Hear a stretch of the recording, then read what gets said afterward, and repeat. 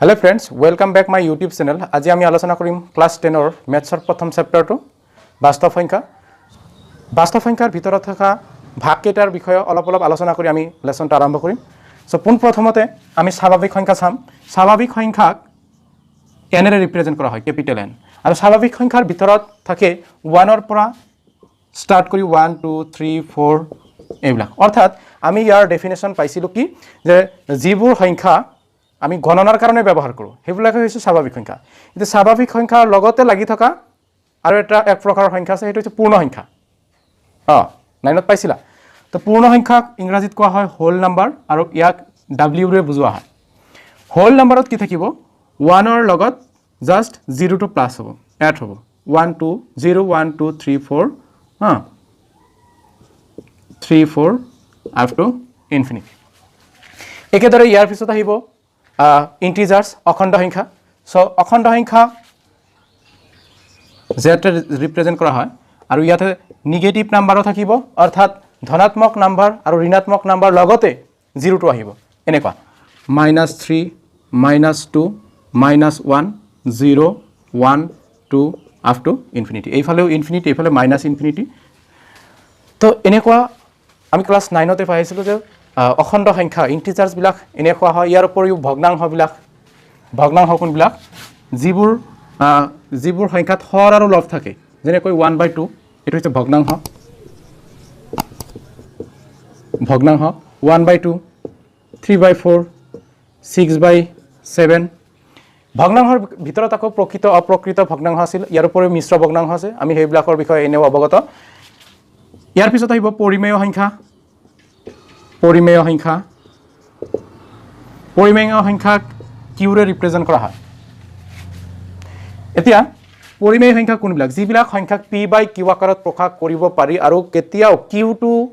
মানে হৰটো শূন্য হ'ব নোৱাৰে। যেনেকুৱা এইবিলাক হৈছে এইবিলাকৰ এক্সাম্পল দিব পাৰো পৰিমেয় সংখ্যাৰ 1 2 3 এইবিলাক সংখ্যা। ইয়াৰ উপৰিও 3/4 এইটো পৰিমেয় সংখ্যা। এইবিলাকৰ তলত উদ্ধ থাকে 1 গতিকে প্ৰতিটোতে 1 থাকে। যদি কোনোবা সংখ্যাৰ তলত এনেকুৱা থাকে 0/3/0 তেনেহলে এইটো পৰিমেয় সংখ্যা নহব। কাৰণটো কি এইটোৱে p/q ফৰ্মত আছে কিন্তু q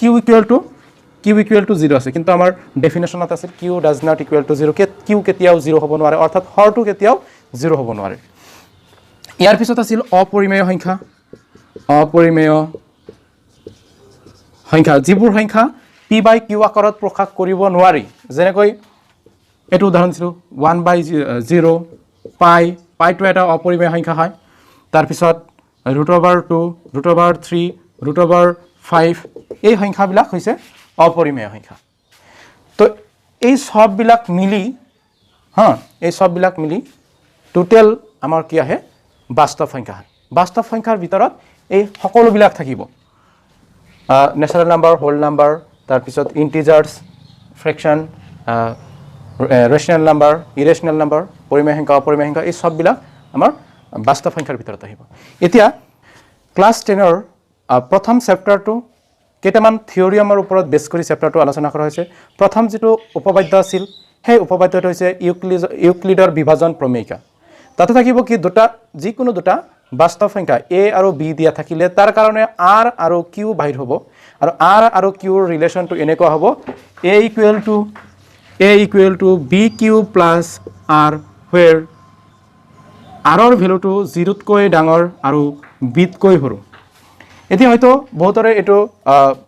কিবা বেলেগ কিবা লাগিছে কিন্তু আসলতে এটো হল আমি আগতে যে পাইছিলো ভাজ্য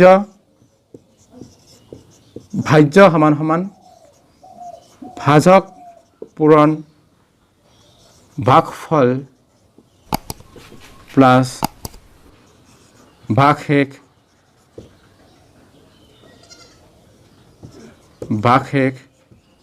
বা বাকি। এতিয়া ভাজ্য এৰ ৰূপ ধাৰণ কৰিছে ভাজকৰ ঠাইত b বহিছে q হল ভাগফল প্লাস r হল ভাগশেষ। এতিয়া অৱশ্যে যদি মই এটা এক্সাম্পল ধৰি লওঁ সাপোজ 23 ক 4 এৰে ডিভাইড কৰিব লাগে 23 ক যেতিয়া আমি 4 এৰে ডিভাইড কৰিম ইয়াতে 5 টাইম যাব আৰু 20 হ'ব বাকি থাকিব 3। তো এতিয়া 23 আমি 4 এৰে ডিভাইড কৰিছো কিমান টাইম গল 5 টাইম তানে 4 5 যা 20 প্লাস কিমান থাকিল 3 এতিয়া অফ কোর্স ইয়াতে কি হ'ব এই 3 ৰ জি মানে r ৰ যেটো ভ্যালু এটো 0 তকৈ ডাঙৰ হৈছে বা কেতিয়াবা 0 হ'ব গতিকে ইকুৱেল সাইন বহাব পাৰো 0 তকৈ ডাঙৰ হ'ব গতিকে অৱশ্যে r ৰ ভ্যালুটো 0 তকৈ ডাঙৰ হৈছে আৰু b তকৈ সৰু ইয়াতে b ৰ ভ্যালুটো হৈছে 4 গতিকে এটো কি হ'ব b তকৈ সৰু কথা হল কি যে ভাজ্য সমান সমান ভাজক পূৰণ ভাগফল যোগ ভাগশেষৰ যি ফৰ্মুলা আছিল হেইটোৰ ওপৰতে জাস্ট অলপ ডিফাৰেন্ট কৰি দিছে সো আমি এটোৰ আধাৰত এটা অংক কৰিম অৰ্থাৎ এক্সাম্পল 1 আছিল 1 টো কৰিম নম্বৰ 1 ত আছে ইউক্লিডৰ কলন বিধি প্ৰয়োগ কৰি 4052 আৰু 12576 ৰ গহাও উলিওৱা আসলতে এই যেটো ফৰ্মুলা আছিল অৰ্থাৎ এই যেটো থিওৰিয়াম আছিল এই থিওৰিয়ামৰ ওপৰত নিৰ্ভৰ কৰি দুটা সংখ্যাৰ গহাও বাহিৰ কৰা হয় এতিয়া সংখ্যা দুটাৰ গহাও কেনেকৈ বাহিৰ কৰিম আমি দেখুৱাই আছো সবা এটো আছিল এক্সাম্পল 1 12576 আৰু 4052 ৰ মাজৰ গহাও বাহিৰ কৰিব লাগে তো ইয়াৰ কাৰণে ফাৰ্স্ট টাইম তোমাৰ কি কৰিব লাগিব যে 12576 এটো আসলতে কি হয় 4000 তকৈ ডাঙৰ হয় সো গ্ৰেটাৰ দ্যান ইউজ কৰিম এতিয়া 12576 আৰু 4052 ৰ মাজত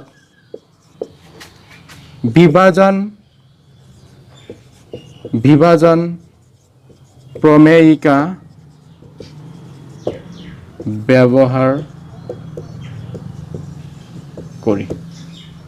ব্যৱহাৰ কৰি পাম কেনেকুৱা পাম যে 12576 এইটো ফৰ্মত a = bq + r আৰু r ৰ ভ্যালুটো 0 তকৈ ডাঙৰ বা 0 ৰ সমান হ'ব পাৰিব আৰু b তকৈ সৰু হ'ব লাগিব এইটো ফৰ্মুলাৰ আধাৰত অৰ্থাৎ এইটো থিওৰিয়ামৰ আধাৰত আমি কৰি চাম এতিয়া 4052 দি ইয়াক যদি ইয়াৰ মাজত ডিভাইড কৰা হয় এতিয়া যেতিয়া সংখ্যাটো ডাঙৰ হৈ যায় তেতিয়া নিশ্চয় তোমালোকৰ মাজত এটা মূৰত পাজৰ সৃষ্টি হ'ব হেতু যাতে নহয় কেনেকৈ কৰিবা ইয়াতে 12000 আছে ইয়াতে 4000 এনে দেখা যায় যে এইটো ইয়াৰ মাজত 3 টাইম যায় এতিয়া 52 ৰ যদি 3 টাইম কৰো তেনেহলে 500 ৰ সমান নহয় সেই কাৰণে আমি ইয়াক 3 টাইম দিব পাৰো সো 3 টাইম দিলে কি হয় 4052 3 টাইম দিলো 3 2 * 6 3 5 * 15 ৰ 5 carry 1 3 0 * 0 1 3 4 * 12 সো এটো কি হ'ব 12156 হ'ব কিন্তু এই ইয়াতে তেনেহলে কিমান বাকি থাকিল হেতু বহাই দিম অৰ্থাৎ 12576 minus 12156 minus কৰিম 6 minus 6 0 7 minus 5 2 5 minus 1 4 এইখিনি এতিকে বাকি থাকিল 420 এতিয়া এইটোতকৈ এটো নিশ্চয় সৰু হৈছে কাৰণ r b তকৈ সৰু হ'ব লাগিব তো এতিয়া আমাৰ নেক্সট স্টেপটো কৰিব লাগিব কি এই ইয়াৰ যেটো b আছিল b আৰু r ৰ মাজত সব ৰিলেচন হ'ব এই b টো আহি এৰ ঠাইত বহিব মানে 4052 ইকুৱেল টু এটো ইয়াত আহি গল এইটো আহিব 420 এতিয়া 420 এটো 4052 ৰ মাজত ডিভাইড কৰিব লাগে 9 টাইম দিও 9 টাইম দিলে কি হ'ব 9 টাইম দিয়াৰ পিছত কিমান বাকি থাকে চাম 4052 9 টাইম দিও 9 0 * 0 9 2 * 18 8 carry 1 9 4 * 36 37 then 2 minus 0 2 5 minus 8 possible নহয় তেনেহলে carry 1 লও 15 minus 7 15 minus 8 7 থাকিব ইয়াতে 9 আছে 9 minus 7 2 হ'ব ইয়াতে 3 minus 3 0 সো ইয়াতে 272 থাকিল একেদৰে একেটা স্টেপ বাই স্টেপ যাব লাগিব এতিয়া এইটো 420 ইয়াতে আগত আহিব আৰু এইটো আহি বি ঠাইত বহিব 272 এতিয়া কিমান টাইম যায় 272 এটো যদি ডাবল কৰি দিও 500 হৈ যাব সো 500 হলে তো নহব গতিকে এইটো ইয়াৰ মাজত 1 টাইম যাব যেতিয়া 1 টাইম যাব তাৰ মানে 272 1 যা 272 ইয়াৰ পৰা এটো মাইনাস কৰি দিলে হ'ব 0 - 2 পসিবল নহয় তেনেহলে 10 - 2 = 8 ইয়াতে 1 থাকিল 1 ৰ পৰা 7 না যায় কেৰি কৰ 1 11 হ'ব 11 - 7 4 হ'ব আৰু ইয়াতে আছিল 3 3 minus 2 1 আকৌ 2 7 2 equal to 148 আকৌ 1 টাইম যাব কাৰণ 2 টাইম হলে এটো এপ্ৰক্সিমেট 150 ডাবল হল 300 গতিকে এটো তো 300 নাই সো 1 টাইম যাব 1 টাইম গলে কি হ'ব এটো যেতিয়া 1 টাইম গল 148 1 যা 148 তো এতে ইয়াৰে পৰা এটো মাইনাস কৰি দিয়াৰ পিছত কি থাকিব 2 minus 8 নহয় তেনেহলে কেৰি 1 কৰা 12 minus 8 4 থাকিব ইয়াতে 6 থাকিল 6 ৰ পৰা 4 গলে 2 থাকে ইয়াতে 2 আছে 2 minus 1 থাকিব এতিয়া আকৌ 148 ইয়াতে আহিব আৰু 124 into 124 148 ৰ মাজত আকৌ এবাৰ যাব এবাৰ যোৱাৰ পিছত ইয়াৰে পৰা এইটো মাইনাস কৰা 8 minus 4 4 4 minus 2 2 এতিয়া আকৌ 1 minus 1 0 124 ইয়াতে আনিলো 24 আনিলো ইয়াতে 24 কিমান বাৰ যায় 24 ইয়াৰ মাজত 5 টাইম যদি দিও কি হয় 5 4 যা 20 0 and 5 2 যা 10 12 1 2 0 এটো হল এতিয়া সরি এটো আৰু এটো মাল্টিপ্লাই কৰিলে হয় 120 সো 124 ৰ পৰা 120 মাইনাস কৰিলে থাকিব 4 সো 24 equal to 4 into 4 ৰ লগত কি মাল্টিপ্লাই কৰিলে 24 হ'ব 6 plus 0 সো 6 4 যা 24 এতিয়া আমি এটো এনেকুৱা ধৰণৰ অংক যেতিয়া গহাও বাহিৰ কৰিব লাগিব এক্সাৰসাইজত বহুত কেটা আছে মানে 6-7টা মান আছে গতিকে হিকেটা কৰাৰ কাৰণে আমি কেতিয়া গম পাম যে অংক এটা শেষ হ'ব এটো তেতিয়াই গম পাবা যেতিয়া r ৰ ভ্যালুটো যেতিয়ালৈকে 0 বাহিৰ নহয়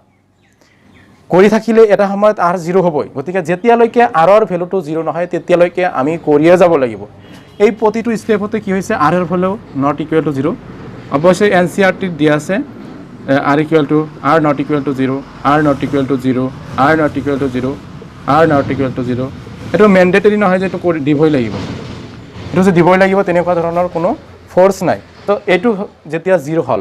তো সো therefore 1 2 5 7 6 আৰু 4052 গ হা ও তো গহাও কোনটো লম 4 লম নে 6 লম ইয়াতে গহাটো হ'ব 4 কাৰণ জিটো হাৰিত আমাৰ কি হ'ব r ৰ ভ্যালুটো 0 হ'ব আৰু হেইটোৱে যি ভাজক হে ভাজকটোৱে হ'ব কি আমাৰ গহাও তো এইটো হ'ব গহাও অৰ্থাৎ এই দুটাৰ গহাও 4 হ'ব মেট্ৰিক পৰীক্ষাটো কেতিয়াবা আহি থাকে সো তোমালোকে অলপ ইম্পৰ্টেন্ট বুলি লিখিও ৰাখিব পাৰা ইম্পৰ্টেন্ট দিবা আৰু এতিয়া আমি অনুশীলনী 1.1 টো চাম অনুশীলনী 1.1 ত আছে ইউক্লিডৰ নম্বৰ 1 ত আছে ইউক্লিডৰ বিভাজন প্ৰমেয়িকা ব্যৱহাৰ কৰি গহাও উলিওৱা এই মাত্ৰ যি ফৰ্মুলাত আমি যেটো উপবাদ্যৰ সহায়ত আমি উদাহৰণ 1 কইলো হে একেটা ফৰ্মুলাৰ সহায়ত বা একেটা নিয়মৰ সহায়তে আমি নম্বৰ 1 ৰ কেটা কৰিব লাগিব গহাও বাহিৰ কৰিব লাগিব সো নম্বৰ 1 ত আছে 135 আৰু 2 to 5 ৰ মাজৰ গহাও বাহিৰ কৰিব লাগে 135 আৰু 2 to 5 ৰ মাজৰ গহাও বাহিৰ কৰিব লাগে সো 1 ৰ 1 নম্বৰটো চাম ইয়াতে হে আগৰ নিচিনা কি কৰিম দুটাৰ ভিতৰত কোনটো ডাঙৰ হা obviously কোনটো পাবা 2 to 5 is greater than 135 নাই ইমান টাপ বুলি নহয় ইজিলি লোৱা তো ডাঙৰ হ'ব 2 to 5 is equal to 135 135 2 to 5 ৰ মাজত কিমান টাইম যায় 135 ৰ ডাবল কিমান হ'ব 135 মান আছে to multiply কৰি দিয়া ডাবল কৰি দিয়া কি হ'ব 270 তেনেহলে কি হল বেছি হল না নাই দিম বহাই হ'ব গতিকে 1 টাইম হ'ব যেতিয়া 1 মাল্টিপ্লাই কৰি দিম 1 মাল্টিপ্লাই কৰি দিলে 135 into 1 so 135 হ'ব ইয়াৰ পৰা এটো মাইনাস কৰি দিয়া মাইনাস কৰি দিলে 5 minus 5 0 2 minus 3 পসিবল নহয় 12 হ'ব 12 ৰ পৰা 3 গলে 9 এটি 1 থাকিল 1 minus 1 0 135 বহাই দিলে ইয়াতে হ'ব 90 92 যা কিমান হয় 90 ৰ 2 গুণ 180 গতিকে এটো কৈ বেছি হ'ব তাৰ মানে ইয়াতেও আকৌ এবাৰ হে মাল্টিপ্লাই হ'ব 45 এতিয়া কও 90 ইকুৱেল টু কি লিখিম 45 কিমান টাইম 90 ৰ মাজত যায় 2 টাইম আৰু থাকিব 0 যেতিয়াই r ৰ ভ্যালুটো যেটো লাইনতে r ৰ ভ্যালুটো 0 হয় হা যেটো লাইনতে r ৰ ভ্যালুটো 0 হয় সেইটো লাইনতে আমাৰ অংকটো শেষ সো therefore আমি লিখিব পাৰো কি HCF গহাও অৰ্থাৎ সংখ্যা দুটাৰ গহাও হ'ব কি 45 এইখিনি আমাৰ নাম্বাৰ 1 টো কৰিব লগা আছিল আৰু নাম্বাৰ 2 টো চাম নাম্বাৰ 2 আছে 196 আৰু 38220 ৰ মাজৰ গহাও বাইৰ কৰিব লাগে সো 196 আৰু 38220 ৰ গহাও অৰ্থাৎ HCF ফাইন্ড কৰিব লাগে এই আগৰ নিচিনা ইয়াতে কি হ'ব 38220 is greater than 196 so 38220 equal to 196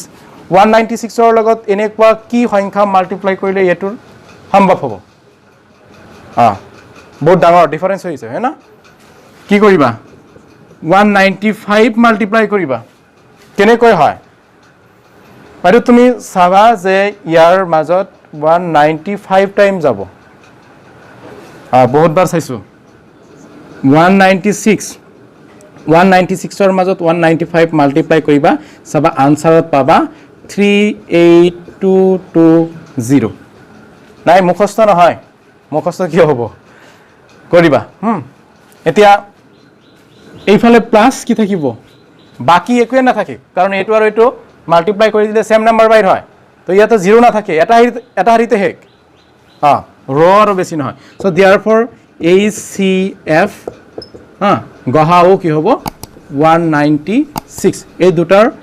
এইটোৱে কি হ'ব গহাও হৈ যাব HCF হৈ যাব ঠিক আছে লিখি লোৱা এতিয়া সাম কোৱেশ্চন নম্বৰ 1 আৰু 3 876 আৰু 255 ৰ মাজৰ গহাও বাই কৰিব লাগে নম্বৰ 1 or 3 867 and 255 ইয়াতেও কি আছে 870 solution 867 is greater than 255 এই 255 আছে এতিয়া 867 is equal to 255 এটু ইয়াৰ মাজত কিমান টাইম যায় ধৰি লোৱা তোমালোকে যে 255 ক বাদি তুমি 250 ধৰা 250 800 ৰ মাজত কিমান টাইম যায় 250 ডাবল কৰিলে 500 আৰু যদি ট্ৰিপল কৰা 750 কিন্তু 750 ত কৈ আৰু 15 বেছি হ'ব 255 into 3 3 5 are 15 5 carry 1 3 5 are 15 6 আৰু 7 so 765 যদি ইয়াৰে পৰা মাইনাস কৰি দিও 3 টাইম গল 3 টাইম যোৱাৰ পিছত ভ্যালু আহিল 765 so 765 মাইনাস কৰা 2 and 0 1 102 থাকিল এতিয়া আমি কি কৰিব লাগিব এটো আকৌ b2 ইয়াতে a হ'ব 255 equal to 102 এইটো ইয়াৰ মাজত কিমান টাইম যায় 202 টকা 255 ৰ মাজত কিমান টাইম যাব এটো আমাৰ চাব লাগিব এতিয়া অৱশ্যে এটো 300 হলে হে তিনিবাৰ গলা হয় গতিকে 2 টাইম যাব 2 মাল্টিপ্লাই কৰিলে কি হ'ব 202 গুণ 102 গুণ 102 ৰ 2 গুণ 204 হ'ব গতিকে 204 ইয়াৰে পৰা মাইনাস কৰি দিলে 51 থাকে সো 51 থাকিব এতিয়া আকৌ আমি কি কৰিম 102 এটো ইয়াতে আনিলো 51 ইয়াতে আহিব 51 কিমান টাইম যায় obviously 2 টাইম আৰু আনসাৰ কি হ'ব এটো হৈ যাব ইয়াতে যেহেতু কি হৈছে r equal to এটো লাইনত 0 হৈছে সো HCF equal to হ'ব 51 ঠিক আছে নাম্বার 2 আছে কি যে দেখুৱা যে যিকোনো যোগাত্মক অযুগ্ম অখণ্ড সংখ্যায় 6q 6q 1 6q 3 আৰু 6q 5 আৰ সো ধৰা হল a যিকোনো এটা যোগাত্মক যোগাত্মক যেহেতু কোয়েশনত দি আছে অযুগ্ম অযুগ্ম দি দিলো অযুগ্ম অখণ্ড সংখ্যা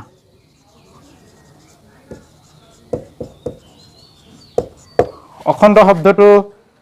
দি আছে অখণ্ড সংখ্যা আৰু b equal to 6 এতে b টো কৰ পৰা আহিল এই সেন্টেন্সটো বুজিব লগা আছে বা এইখিনি কিতাপতো দি আছে কিতাপৰখিনি জাস্ট মই উঠাই দিছো তোমালোকে চাবা যে ইয়াতে a টো মই এক্সট্ৰা কৰি ধৰি লৈছো গতিকে a টো হৈছে যিকোনো এটা যোগাত্মক যোগাত্মক বুলি কোৱাৰ লগে লগে তাতে নিগেটিভ নাম্বাৰ আহিব নোৱাৰে আহিব পাৰিব কোনবিলা 1 2 3 তাৰ মানে পজিটিভ নাম্বাৰ কেইটা আহিব তাৰ পিছত কৈছে পজিটিভ নাম্বাৰৰ ভিতৰত অযুগ্ম কি আছে 1 আছে 3 আছে তাৰ পিছত 5 থাকিব অখণ্ড সংখ্যা বুলি কোৱাৰ লগে লগে বিভিন্ন ধৰণৰ সংখ্যা আহে যায় তাৰ মানে মাইনাস আহে প্লাস আহে কিন্তু প্লাস কেটা আমি ধৰি লম যেহেতু আছে যোগাত্মক সংখ্যাৰ b equal to 6 এতে b equal to 6 তোমালোকে কেনেকৈ গম পাবা অৱশ্য উদাহৰণত মই আলোচনা কৰিছিল যে যদি 4 তাতে উদাহৰণত কি আছিল 4q + 1 বা 4q + 3 ইয়াৰে পৰা এই যে 4 আছে এটো যদি তুমি কম্পেয়াৰ কৰা a = bq + 1 এই a = bq + 1 ইকুৱেশ্যনৰ লগত বা উপপাদ্যৰ লগত যদি তুমি ইয়াক তুলনা কৰা তেতিয়া তুমি দেখা পাবা যে q লগত কি আছে q লগত ইয়াতে 4 আছে তো ইয়াতে b = 4 ধৰিছিল কিন্তু এতিয়া কি আছে 6q + 1 নাইবা 6q + 3 6q + 5 সো q লগত যি সংখ্যাটো আছে হেইটোৱে হৈছে b ৰ ভ্যালু এটো ধৰি লম সো b = তাৰে পৰা আমি 6 লিখিব পাৰো সো b = 6 লিখিলো গতিকে আমি ইউক্লিডৰ কলন বিধিৰ সহায়ত লিখিব পাৰো যে ইউক্লিডৰ কলন বিধিৰ সহায়ত কি লিখিব পাৰো a = আসলতে হয় 6q কিন্তু bq হয় কিন্তু আমি 6q + r লিখিম কিয় যে b ৰ ঠাইত ইয়াৰ আসলতে যেটো ইকুৱেশ্যন হেটো হ'ব a = bq + r আছিল কিন্তু b ৰ ভ্যালু যেহেতু 6 লোৱা হৈছে আমি 6 টো লিখি দিছো এতি r ৰ লিমিটেশনটো কি হ'ব r হ'ব 0 তকৈ ডাঙৰ বা 0 ৰ সমান আৰু b তকৈ সৰু এতিয়া b আছে 6 গতিকে 6 তকৈ সৰু হ'ব সো r ৰ ভ্যালুটো হ'ব পাৰে 0 হ'ব পাৰে 1 হ'ব পাৰে 2 হ'ব পাৰে 3 হ'ব পাৰে 4 হ'ব পাৰে 5 হ'ব পাৰে কিন্তু 6 হ'ব নোৱাৰে ইয়াতে number of values of r ৰ ভ্যালু কিন্তু 6টা আছে 0 যেটো 0 পৰা 5 লৈকে 1 ৰ পৰা 5 লৈকে 5টা আৰু 0 আছে 6টা গতিকে ইয়াতে যদি 6 থাকে তেনহলে r ৰ ভ্যালু 6 পাব 6টা পাব যদি ইয়াতে 5 থাকে 5টা পাব 4 থাকিলে 4টা পাব এতিয়া যেতিয়া এইটো ইকুৱেশ্যনত r ৰ ভ্যালু 0 লম সাপোজ a = 6q + 0 ইয়াতে আসলতে r ৰ ভ্যালুটো কি হৈ আছে 0 a = 6q + 1 যেতিয়া r = 1 a = 6q + 2 এতিয়া r = 2 a = 6q + 3 যেতিয়া r = 3 a = 6q + 4 যেতিয়া r = 4 a = 6q + 5 বুজি পাইছা না সবতে একে আছে 6q সবতে আছে কিন্তু চেঞ্জ হৈ আছে কো যেতিয়া r ৰ ভ্যালু 0 হৈছে তেতিয়া 0 হৈছে 1 হলে 1 2 হলে 2 3 হলে 3 এনেকৈ 5 হলে 5 এটা তুমি কোনবিলাক নাম্বাৰ কাউন্ট কৰিব পাৰিবা যেবিলাক অযুগ্ম a কোনবিলাকে a কাক ৰিপ্ৰেজেন্ট কৰে অযুগ্ম অখণ্ড সংখ্যা যোগাত্মক অযুগ্ম অখণ্ড সংখ্যা এতিয়া কোনো নাম্বাৰৰ পিছত ধৰি লও তোমাক দুটা বস্তু দিছো দুটাটো কি যুগ্ম তো এতিয়া বা 4টা যুগ্ম যদি 20টা দিছো হেটো যুগ্ম যে কোনো এটা সংখ্যাৰ লাষ্টৰ ফালে যদি 0 মানে হেখৰ অংকটো যদি 0 হয় হেটো অবিয়াসলি কি হ'ব যুগ্ম হ'ব তো ইয়াতে যুগ্ম কোনটো আছে এটো যুগ্ম এটো যুগ্ম এটো যুগ্ম বাকি তিনটা আছে এইটো আছে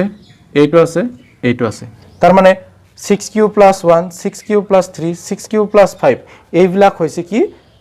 অযুগ্ম তো কিছুমান অবশ্য এনেকুৱা কৰি লিখে যে যুগ্ম অযুগ্ম যুগ্ম অযুগ্ম যুগ্ম এইবিলাক লিখাৰ দৰকাৰ নাই এইবিলাক লিখিলেও হ'ব তুমি লিখিবা কি যেহেতু a অযুগ্ম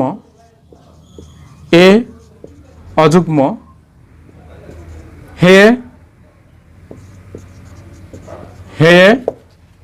6q বা 6 কিউব প্লাস 2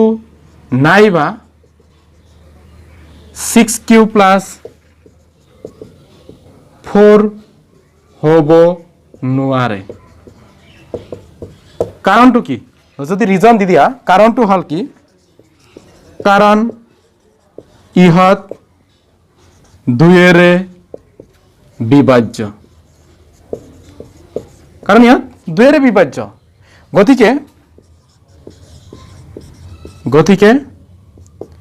যিকোনো যোগাত্মক অযুগ্ম অখণ্ড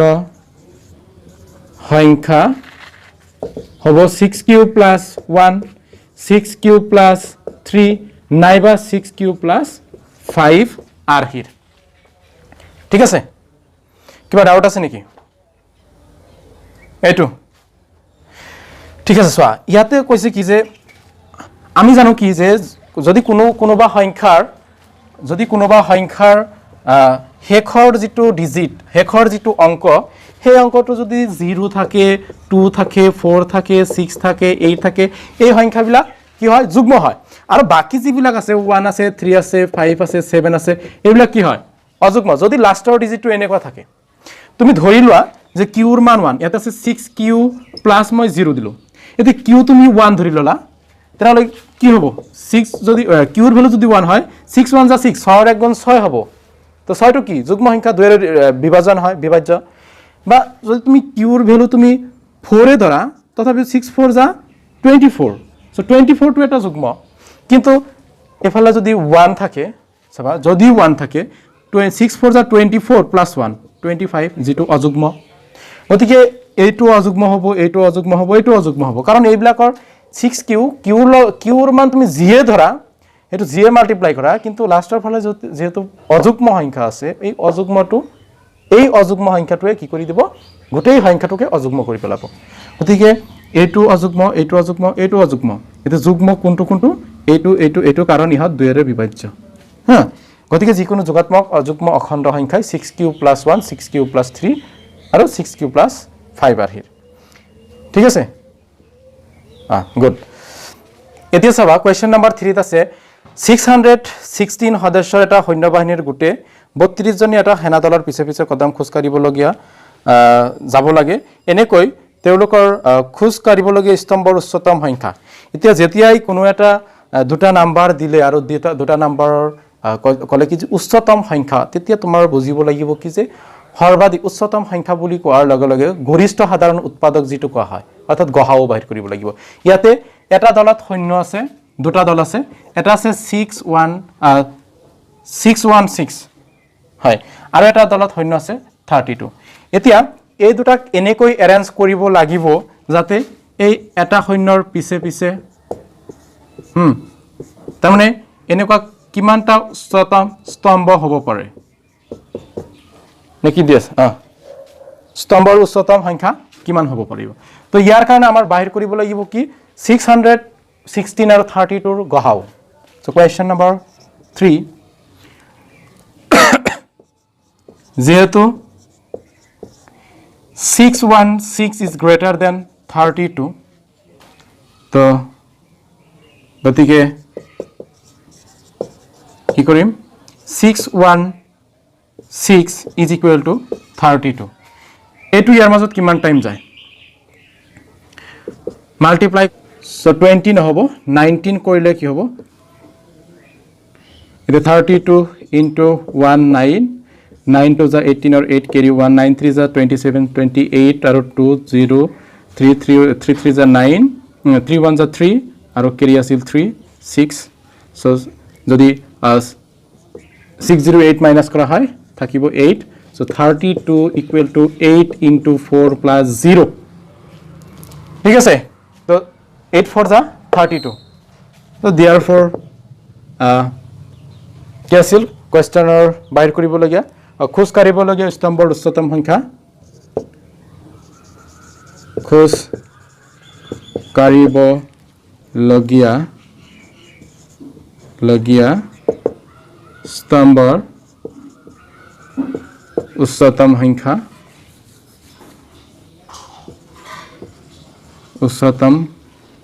সংখ্যা সমান সমান 8 হ'ব এটো কোৱেশ্চন নম্বৰ 3 আছিল 4ত আছে ইউক্লিডৰ বিভাজন প্ৰমেয়িকা ব্যৱহাৰ কৰি দেখুৱা যে যিকোনো যোগাত্মক অখণ্ড সংখ্যাৰ বৰ্গই 3m নাইবা 3m + 1 আৰ য'ত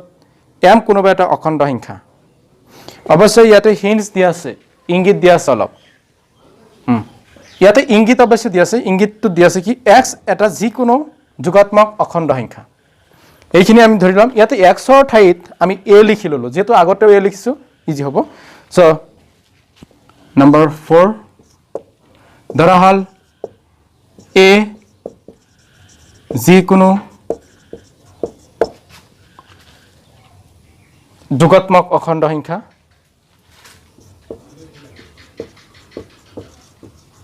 যোগাত্মক অখণ্ড সংখ্যা কিন্তু ইয়াতে b = লিখিম b = 3 লিখিম ইয়াতেও 3m কৈছে নহয় 3m নাইবা 3m + 1 হাৰিৰ গতিকে ইয়াতে m ৰ লগত কি আছে 3 আছে এতিয়া ইউক্লিডৰ কলন বিধিমতে কি লিখিব পাৰো a = 3q + 1 বা 3q + r লিখি দিলো 3q + r এতিয়া r ৰ ভ্যালু অৱশ্যে 0 তকৈ ডাঙৰ আৰু 3 তকৈ সৰু হ'ব সো r ৰ ভ্যালু হ'ব 0 হ'ব 1 হ'ব 2 হ'ব এই তিনিটাই যেহেতু কৈছিল 3 যেতিয়া b ৰ ভ্যালু 3 থাকিব ইয়াতেও r ৰ ভ্যালু 3টা আহিব সো যেতিয়া r ৰ ভ্যালু r = যেতিয়া 0 হয় তেতিয়া a = হ'ব 3q + 0 নভালো হ'ব r = যেতিয়া 1 হয় তেতিয়া a = হ'ব